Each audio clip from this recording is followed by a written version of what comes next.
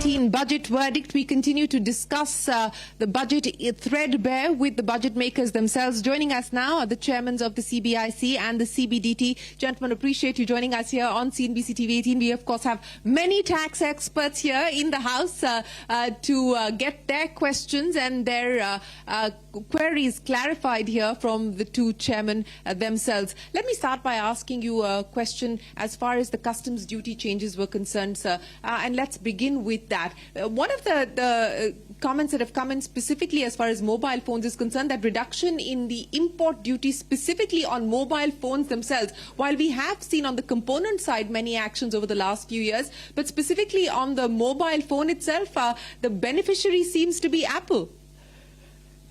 Yeah, regarding the mobile phones, I would like to mention that mobile phone manufacturing is a success story in India. So for mobile phone manufacturing under phase manufacturing program, PMP scheme, the rate of duties were increased on mobile phones as well as on parts and assemblies.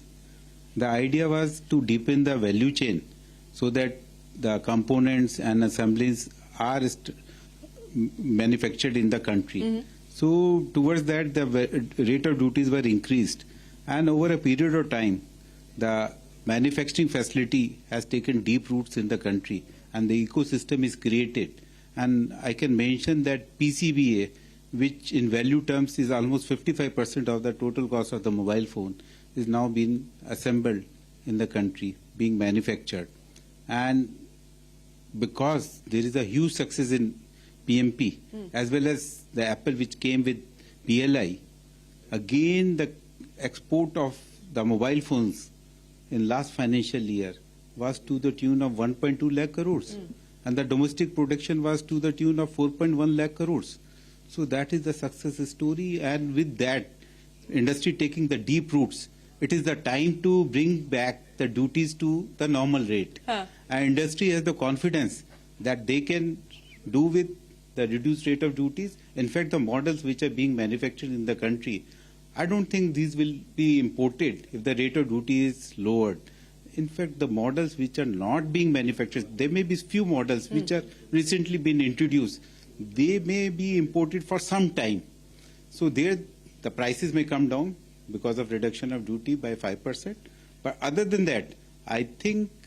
So is this a sweetener, or is this a thank you note from the government to a company like Apple that has now decided to diversify and move significantly into manufacturing in India? And that is also to signal that under the phase manufacturing program, if the rate of duties have been increased, that is not forever. So once industry takes roots in the country, that is the intention or for introducing these schemes. And once that takes shape, then the duties will be brought back to the normal levels. You know, you spoke about the success as far as the mobile manufacturing program is concerned, and of course that was one of the early PLI schemes that were rolled out. On balance, if I were to ask the two of you as the effectiveness, the success of the various PLI schemes that are currently underway, I'll start by asking you, sir. So, yeah, mobile phone is one of the success stories, and there are other items which are again covered under PLI scheme. There also a lot of progress is happening, and maybe in times to come, in those cases also, those will also become the success stories. In fact, I am noticing that there is now a lot of exports of laptops happening from the country, and maybe some time back certain decisions were taken to ensure that the companies start manufacturing laptops through the hardware PLI, in the country. And that is again because I can see from the IGST refunds which are being given on exports of laptop, that is continuously increasing. That give me the confidence that that is again going to become the next success story. As far as you're concerned, sir, what is giving you confidence in terms of what the potential success stories could be on the tax front? On the tax front, the basic indicator is increase in the revenue, tax revenue, and last year we increased, the revenue increase was about 17.7%. This year till now it is about 22%. So largely at this point in time it is personal income tax because the returns are being filed and the self-assessment tax is being paid. But then that is a good sign of, rich dividends that we are getting on, on the tax front. You know, this switch over from the old tax regime to the new tax regime, and you believe that a significant pivot has already started to happen now, and with the changes that have been brought in yesterday, you believe that more will pivot. Where do you believe the stickiness lies, where people are unwilling to move to the new regime, and what could potentially be done in order for you to be able to, even though there is no sunset as far as the old regime is concerned, but how do you get more people to switch? Well, already about 66 or 67% of the people have opted on their own as so far as the new tax regime is concerned. And that is why some sweeteners is also there in this budget that in case a person actually opts for this scheme, further relaxation has been given in the slab rates, and which is basically that would amount to giving a relaxation of about 10,000. So that is the implication of 10,000 in case a person is having an income of 15 lakh. And for example, in salary class also, the standard deduction has been increased by 25,000 in case the taxpayer actually opts for the new scheme. Apart from that, from the NPS side also, from 10% it has been increased to 14% for the person who is a taxpayer who would be opting for the new scheme. So these are areas where people would find this scheme further attractive, you see. And I am happy to share that even on the corporate side also, about 58% of the corporates, basically that not in terms of numbers but in terms of the income, they have opted for the new tax scheme. So the traction is there and people are moving towards the new scheme. There could be some, because of course people are comparing. What I'm told is when they are actually filing the returns, they actually see which is the tax liability. Yeah. Whether the tax liability in the new tax regime is more or the, whatever. And then they switch. And luckily, and I mean, what on the positive note, one can say that they are 66% of the people are finding that the new tax regime is better. So that's the view at this point in time. But you know, we had Mr. Somanathan as well as the Revenue Secretary explain once again, for the benefit of everybody watching, the math as far as indexation is concerned and why they believe that this is not going to be detrimental. It's going to, in most cases, be beneficial. But where do you believe the hit is going to be felt?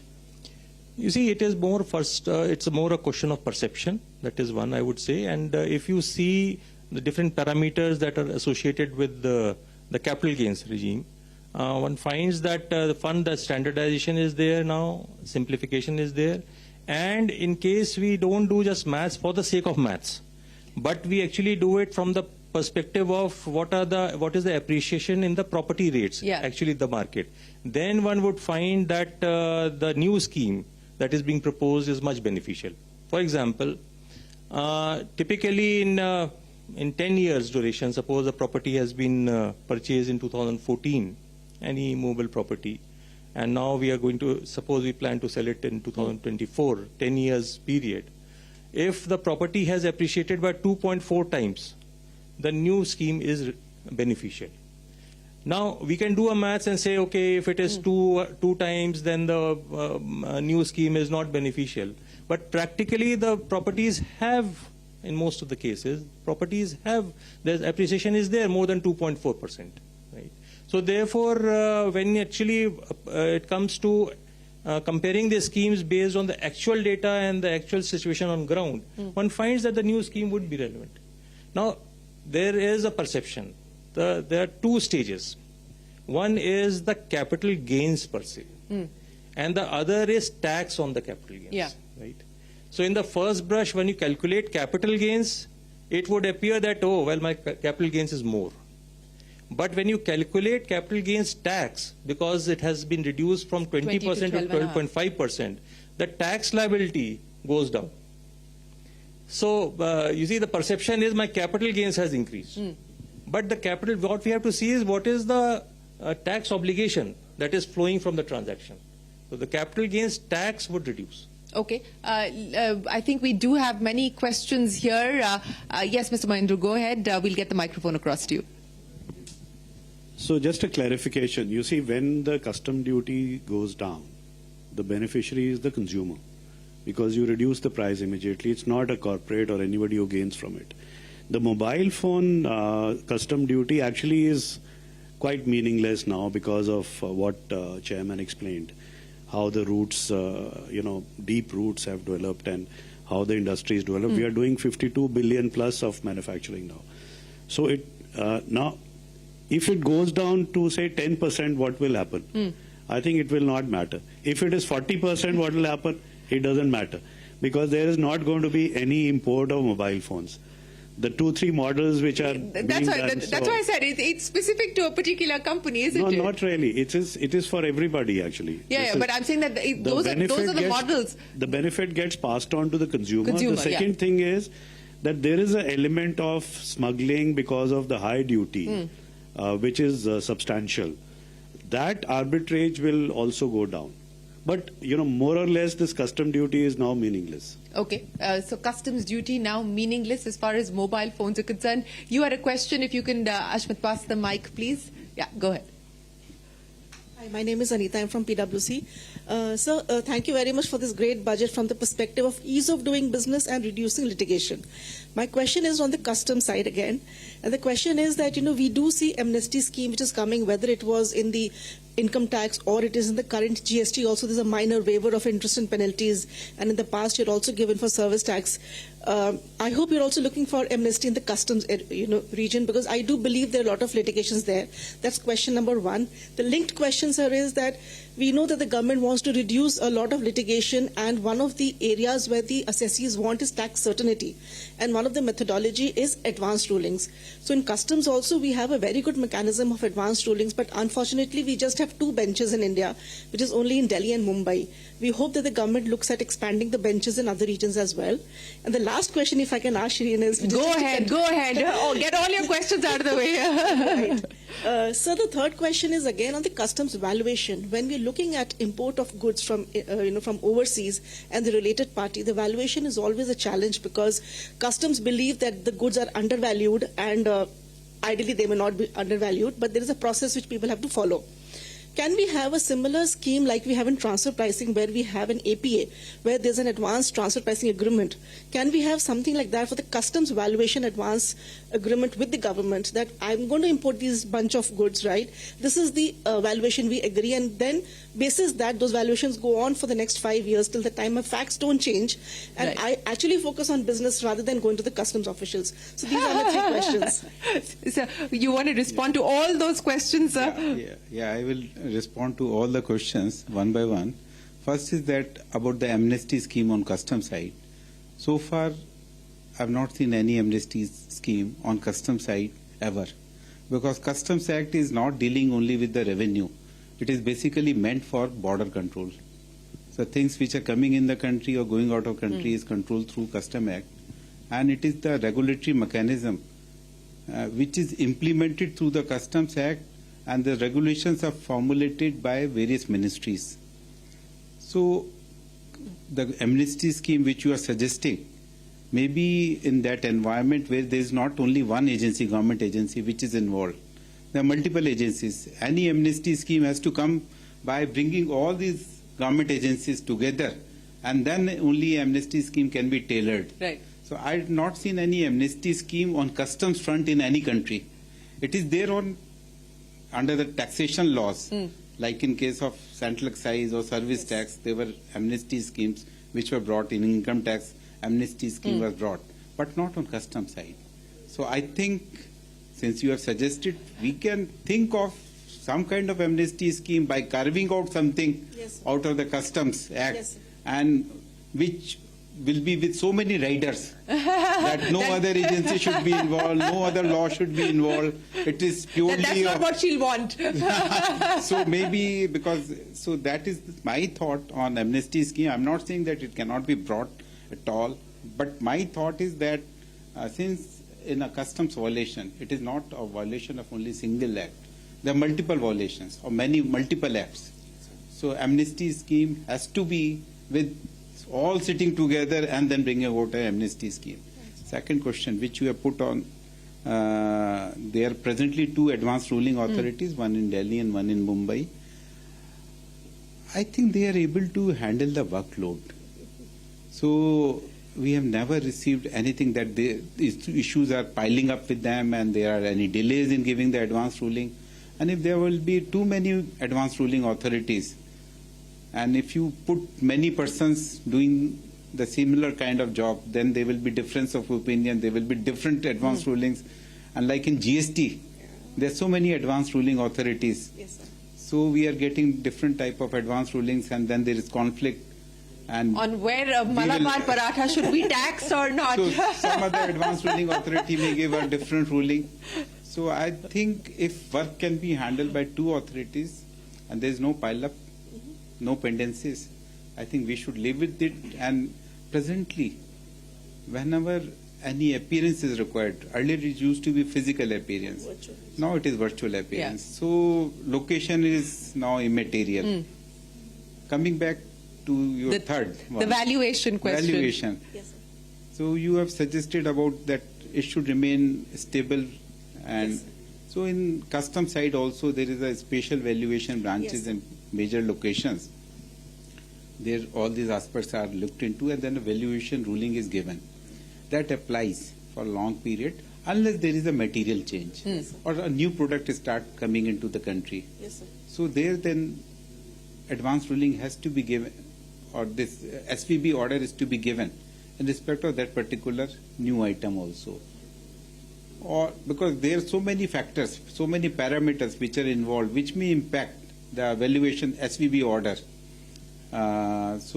But definitely we are working on streamlining the work of our SVB branches. There are certain pendencies. We are trying to wipe out those pendencies so that the trade gets that SVB order early and things are streamlined and become predictable that what will happen for their future imports. Well, this conversation will have to go offline because I think it'll get too technical for the larger audience that may be watching this program. But Rajiv Dimri, a question that you have. Ashmit, the microphone, please. Yeah. So I know GST is a more diverse subject, but it's been 7 years. This year we saw the anti-profiteering sunset, which is a great welcome, which was meant to be there only for 2 years. But we still have compensation checks. We still have many areas which are outside the GST. So GST, even after 7 years, remains a work in progress. What is working, but I think it's time to attend to the things that are currently excluded and the compensation cess. So any thoughts from your side? I know it's a much bigger topic. You preempted my question. I asked him part 1 yesterday, right after the budget, and we were hoping to continue that conversation. So I'm glad that you brought that up. The roadmap, sir, as far as GST is concerned. GST, yes, as you have mentioned, that is a work in progress. Definitely, any law is always a work in progress because we cannot say that we have achieved nirvana. Right. So the thing is that, but so many changes have been brought, so many streamlining has been done, so many simplification process have been done in GST. Now I can say for sure that the taxpayers, they are finding it easier to comply with the law because many things which we envisaged in the initial model of GST, there were so many returns were to be filed by the taxpayers. But that was not possible, so we introduced a simplified system and now we are generating some of those returns like GST or 2B for taking the input tax credit. Earlier it was envisaged that it will be filed by the taxpayer. Now it is getting auto-generated from the system. Now recently GST Council has taken a decision to introduce optional GST 1A because there was earlier demand to provide the amendment facility for GST 1. Now instead of providing that facility of amendment, another optional return has been introduced which virtually will be taking care of any additional information is to be filed or any amendment is to be carried out that can be done through GST 1A. So it is a continuously evolving process. We are trying to address whatever issues are left to be addressed and to make it more simplified and more streamlined. Then you have mentioned about compensation. Compensation cess, yes. Compensation cess. So when GST Because was we meant for only for 5 years. Yeah. We are in the 7th year. compensation from the word itself, that it is to compensate for something. So because it was guaranteed that if the revenue growth is less than 14%, that the state will be compensated, and for that purpose the compensation cess was introduced, and this compensation was to be provided only for 5 years. Now we are in 7th year because this additional 2 years have happened because certain loans were taken for repayment of loan due to pandemic. It has been extended, but in future it cannot be compensation. It can be Assess. maybe if there is an authority, there is a provision under constitution or law, then only something So else. this can was the be fear there. of the industry that this tax will never go Never away. go away, yeah. That was the fear. You're just making that fear come I'm true. not on that. I'm saying it will not be by the name of No, compensation. no, but that's the point. That's the You point. may It has some rename other it, name. but the tax But there has remains. to be some authority. It has to some go away, sir. That authority was a promise. from the constitution. The promise was that this will go away after 5 years. That was a promise to the country. But I guess that That all the states will have to sit together and has to decide. That can be decided only in GST Council. True. yes, but talking about the unfinished agenda, and so let me address that issue with you because you also gave us a glimpse of what we can expect over the next 6 months now as far as this Income Tax Act overhaul is concerned. But broadly, if you can lay out for us the details, the nuts and bolts of what has already happened, what is likely to happen in the next 6 months, and when this will all result into something being changed. So, as we know that this, Income Tax Act 61, so it was actually conceptualized in 22, and then 61 version came, and then now it's about now we are in 24. And during this time, the tax administration, the flavor of the tax administration has changed from a largely enforcement department to a service-oriented department, and also where technology also has played a big role. The number of taxpayers have increased. The entire paradigm change is there, right? Insofar as tax governance is concerned, we have done a lot of changes in the last about 10 years to align the Act with the technology requirements. We have about 8.5 crore taxpayers already filing the returns, and then about 11 or 12 crores of AIS that is there, wherein the information is there and the returns have not been filed for different reasons. So then how do we actually take care of it? Right? So we have to actually come up with an act and a regulation which caters to this demand and this requirement of tax administration. So that is one.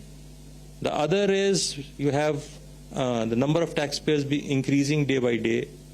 How do we make it simple for the taxpayer to actually comprehend the law, and we should give the taxpayer simplified version of the law, of the act, so that the need for actually help from the professional may not arise.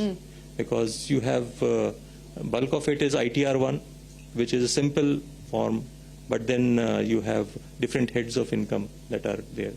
We have also started, pre-filling the forms.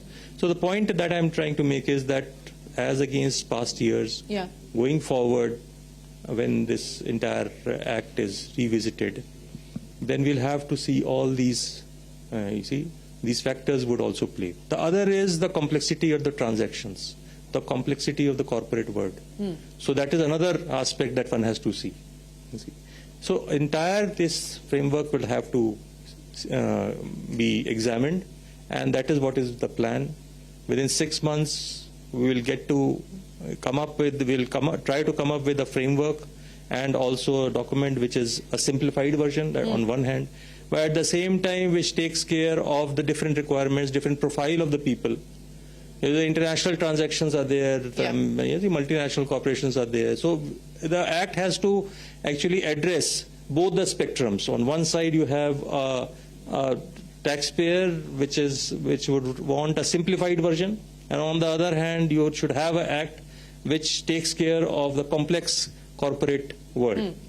So this is basically the plan of action, Right. in which we would work in the next 6 months. Very quickly, and if there's questions, Gokul, you do have one as well. But let me quickly ask you a follow-up, since you talked about unfinished agenda on the BEPS regime, because the expectation was that we would have heard something more in the budget. Where do things currently stand? Well, you see that the deliberations are going on, and since the deliberations are going on in the international, platform, it would not be perhaps appropriate to comment on this aspect. So I think as and when the declarations are there and the inclusive framework, the documents come up, only then it would be possible to actually discuss this. Okay, Gokul, go ahead. This is Gokul from Deloitte, sir. Thank you for the very helpful provision on equalization levy going away. We were expecting that the Pillar 2 regulations, or at least some sort of a consultative papers, to come out in the public domain, but as you correctly said, maybe the timing is taking longer. Firstly, sir, on the new direct taxes code, will you be putting this into public consultation at a certain point of time before it goes into Parliament? And the second thing, sir, is that you brought back the VSV, which is sort of illustrative of the fact that there's a backlog again building up of litigation with the system. Besides the VSV, is there going to be any measures being proposed by your department to enhance the capacity for dispute resolution through enhanced CIT appeals or hybrid appeal processes? So are we going to see some of those measures also coming through? Yeah. So far as your first question was relating to public consultation. Consultation.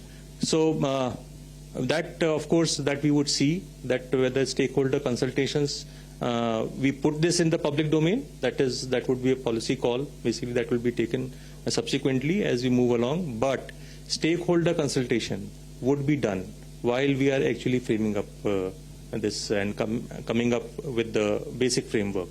Because that is very important. Ultimately, you people, unless until we get inputs, it would not be possible to actually come up with a practical regulation. So therefore, stakeholder consultation would definitely be there. That is one. The second is that as regards the appellate proceedings, yes, we plan to deploy and post more officers for appellate purposes. Soon, dispute resolution committees, DRCs, those would be also functional, and maybe from end of August, those would be functional, and that they would provide a platform where the income variation is about 10 lakhs. This is the present scheme. Those cases would go to the DRCs. The DRCs would be manned by retired superannuated chief commissioners, officers, and one serving officer. So that way we will be expanding the number of platforms, appellate platforms. Then the other is that wherever the assessments have been done ex parte, the provision has been made that the CIT appeals can set it aside to the assessing officer. To again, if it is done ex parte, that means that SSE has not been given an opportunity, or he could not avail that opportunity to explain his case. So that, of course, then that can be set aside to the officer to again freshly examine that case. And about the hybrid mode of representation for taxpayers? Hybrid mode we are not seeing at present, because one is the faceless side and the other is in person. So at present these are two different compartments. Of course I understand that there is a need, because in complex cases doing it or explaining the case in the faceless regime is a bit challenging. So we do understand that yes, in some cases this could be a requirement, but at present we are sticking to this model that either it is faceless or it is in person. VSVS, this is also one scheme that is being proposed in the budget. Perhaps at least disputes Last time when 2020 we had come up with this VSVS scheme, more than about 1 lakh appeals were disposed of, and government could also garner substantial revenue of 75,000 crores. So this time also we expect that people would come forward and avail of the opportunity in this version of VSVS. Well, let me ask the two of you now before we close for your priorities for the remainder of this financial year. Of course, as far as the GST is concerned, not everything or not a lot is in your control. A lot will depend on the decisions that are first taken to the GST Council itself. So if you can lay out for us the priorities specifically with respect to the GST as well as some of the other works in progress that you will be focused on. On GST, definitely rate rationalization will be a priority area. Although there is a group of ministers committee which has been set up by GST Council to look into rates, and that in fact we also feel that there is a need because GST after 7 years is now fully stabilized and the revenue growth is indicative of that. Compliance levels are also fairly okay now. So now there is a need to make further reforms by way of rate rationalization and simplification of procedures. Definitely that will remain on our agenda at top priority. In addition to that, on custom side, there are multiple priorities which we have set for 100 days, and that is, as mentioned by the Honorable FM also in the budget speech, that remaining processes which are still to be digitized will again remain our topmost priority on custom side. In addition to that, we are working on enhancing and expanding the single window. That again will also remain our priority. In addition to that, we'll be going for more on non-intrusive inspection technologies, adoption of that by bringing more scanners, and so that we become more non-intrusive in our functioning. So these are the priority areas for us. So the priorities for you? Yeah, so one of the priorities is, of course, this regulation, this new version. So we'll have to work very hard. Will that take up all the time that you have? No, this is the first item that I'm looking at because this would require stakeholder consultation also within the department. A lot of brainstorming would have to be done. So this is one. The other is rolling out of technology-driven processes because this is the first cycle of the projects that started in 2008, and now the time has come for the second cycle. You see, so then, for example, TaxNet project of ours, which provides our connectivity, we have just signed the contract, and then the traces of CPC TDS. The next cycle is about to come, and similarly. Two mega projects are there. So rolling out of those projects, because if we are able to put in place a good, project, if the contours of the project are well defined, they are going to take us for the next 10 years or 15 years, 12 years down the line. So that is also one of the priority items. The third is, of course, pendencies as regards appellate proceedings are concerned. That's also a cause of concern because we have 5 lakh appeals with us, and the demand is also stuck. Both sides. It goes both sides because from the SSC side also there is a dispute, and from the department side also there is a. So therefore that is also one area of concern, and we would be addressing that. 5 lakh appeals. 5 lakh appeals at present. That is available.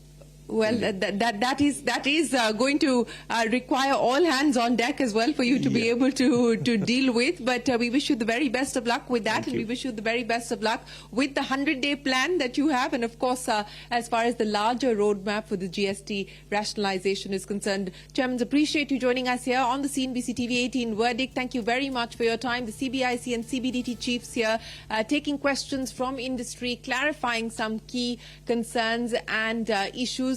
We are going to take a break here on the Verdict, but when we return, we'll be joined by the DPIIT Secretary, the MNRE Secretary, the MeitY Secretary, and the Transport and Highway Secretary as well. So don't go anywhere. We've got a power pack session coming up right after this short break.